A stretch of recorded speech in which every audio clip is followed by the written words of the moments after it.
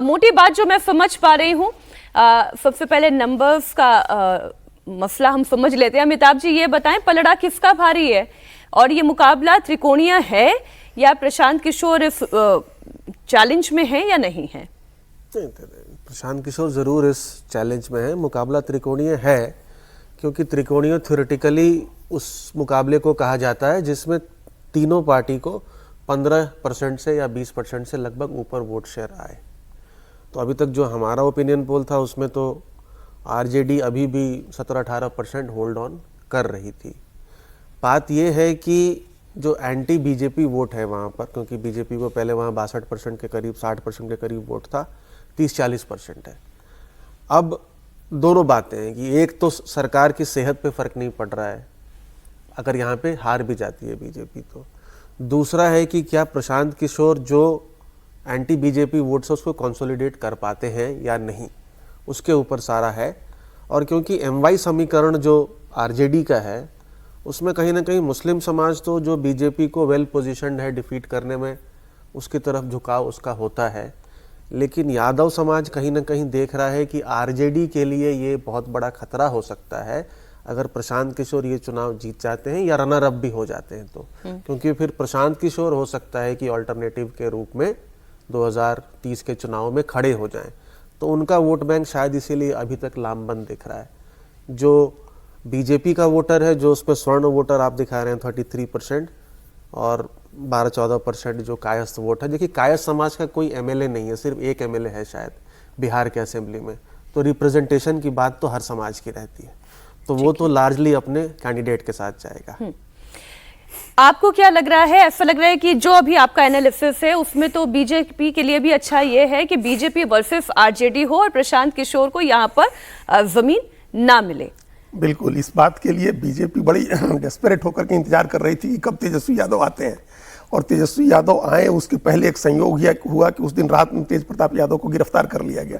तो उनकी गिरफ्तारी के बाद एक माहौल बना, तेजस्वी यादव आए, उन्होंने इसका इस्तेमाल किया। उन्होंने कहा कि देखिए मेरे बड़े भाई को भी गिरफ्तार किया गया है, छात्रों को गिरफ्तार किया गया है। तो ये एक मोटे तौर पर जो यादव वोट है उसको अपनी तरफ रखने का ये मैसेज दिया गया। लेकिन समस्या ये है कि यादव भी वहाँ पॉलिटिकली इतने जागरूक तो हैं कि वो पूछ रहे हैं कि रेखा गुप्ता वैश्य है, तो क्या वैश्य उनको वोट दे रहा है? हम तो आपकी राजनीति बचाएं, लेकिन वैश्य वोट दे रहा है उनको, तो वैश्य का वोट मिल नहीं रहा है। वैश्य और कायस्थ ये दो ऐसे समूह हैं जो बीजेपी की तरफ अभी भी पूरी तरह से हैं।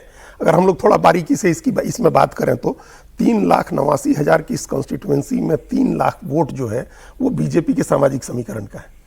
1,39,000 वोट फॉरवर्ड्स का है और 1,29,30,000 वोट जो पिछड़ी जाति का है, उसमें यादव छोड़ दे तो बाकी वैश्य और कोयरी कुर्मी बीजेपी का ही है। 50,000 के करीब अति पिछड़ा वोट है, उसमें चंद्रवंशी ज्यादा है, वो भी बीजेपी का कोर वोट है। दलित का भी एक कोर वोट बड़ा है, तो 3 लाख के करीब तो कोर वोट बीजेपी का है। अगर वो नहीं टूटता है, बीजेपी की असली चिंता यह है कि अगर फॉरवर्ड के नाम पर, ब्राह्मण भूमिहार के नाम पर अगर प्रशांत किशोर को उसका वोट जाता है या गैर कायस्थ सवर्ण अगर एकजुट होते हैं तो बीजेपी को नुकसान होगा, और उस नुकसान की भरपाई के लिए बीजेपी ने बड़ी मेहनत की है। तो लड़ाई तो अभी ऐसा लग रहा है कि त्रिकोणात्मक लड़ाई है, लेकिन जैसा अभी कह रहे थे अमिताभ जी भी कि वेल पोजीशन्ड बीजेपी से लड़ने में प्रशांत किशोर दिख रहे हैं, इसलिए मुसलमान पहले दिन उनके साथ आया।